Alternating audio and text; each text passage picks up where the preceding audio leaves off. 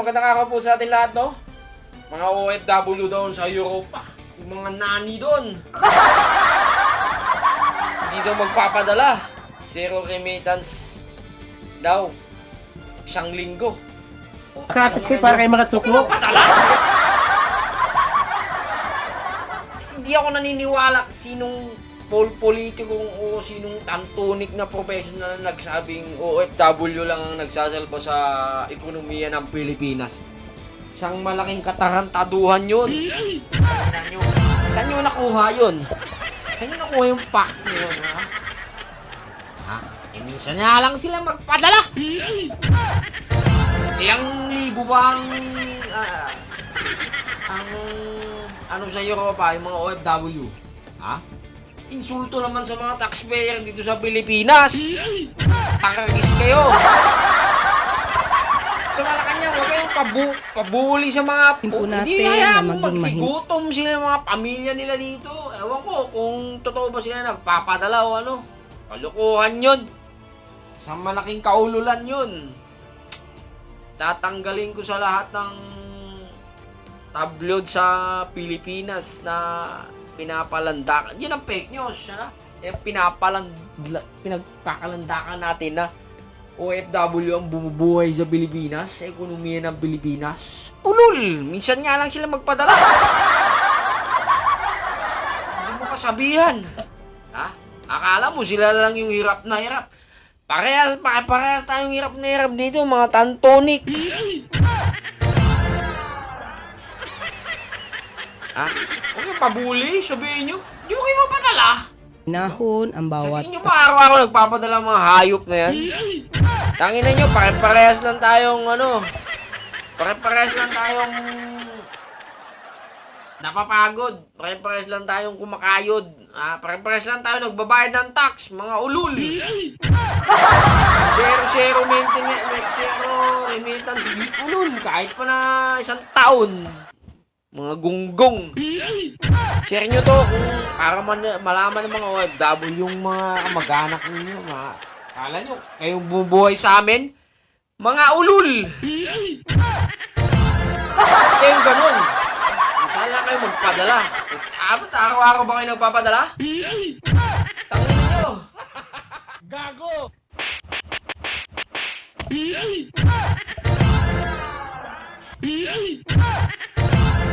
Pilipino sa ganitong klaseng issue.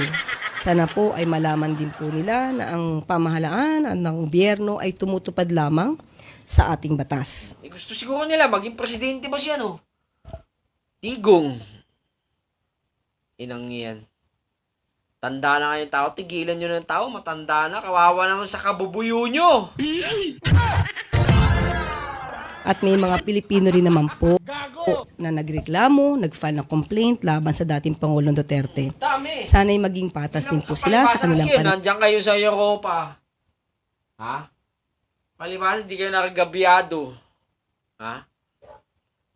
Kung talagang kayo, patas kayo, dito tayo sa Pilipinas. Dito tayo sa Pilipinas lumaban ng patas. Hindi yung nandiyan kayo. Ha? Mga OFW, mga gunggong kayo. Tatadyakan ko yung mga ulo mo. Pananaw para po maibsan, no? Ang anumang pwedeng kahinatnan ng kanilang gagawin. Pero siyempre po, kung hindi po sila magkakaroon at hindi sila magre-remit ng kanilang mga maaaring ipadala sa mga pamilya nila, hindi lamang po gobyerno maapektuhan, pati ang kanilang mga pamilya. So, sana po ay maging mahinahon tayo sa ganito mga klaseng issues. Minsan nga lang So, magpadala. sana po Atakantaduhan. Ewan ko sa Malacanang, papabuli, OFW. Ilang libo lang ang OFW sa Europa. Huwag niyo akong pinaggagago. Ha? Nasa lang facts na OFW ang bumubuhay sa ekonomiya ng Pilipinas. Kaululan yun. Yun ang fake news. Saan natin yung mga comments? Kung pwede lang zero remittance till 2028 para wala nang magkurakot ng admin. Anong facts na ito ng kinurakot daw ang gobyerno? Nangurakot ang gobyerno. Imagine, all OFW worldwide gumawa ng starting May 28 when ginawang monthly. Kahit isang taon kami hindi magpadala, di magugutom pamilya namin dahil meron kaming backup income sa Pilipinas aside sa remittance namin. Kaya wag niyo kami hamunin. Oh, yan nga oh. Oh, di mo kayo magpadala? Oh. Oh. Oh.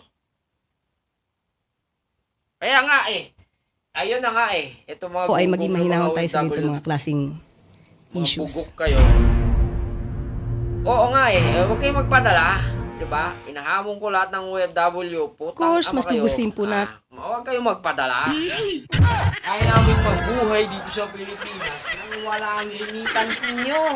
Nang wala ang mga binabayaran ninyong tax sa pag-remit. Magkano lang?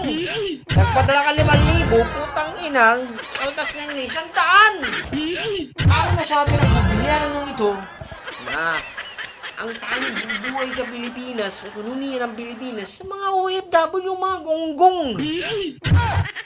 Ang tuni kayo, para tayo nahihirapan, mga ulul.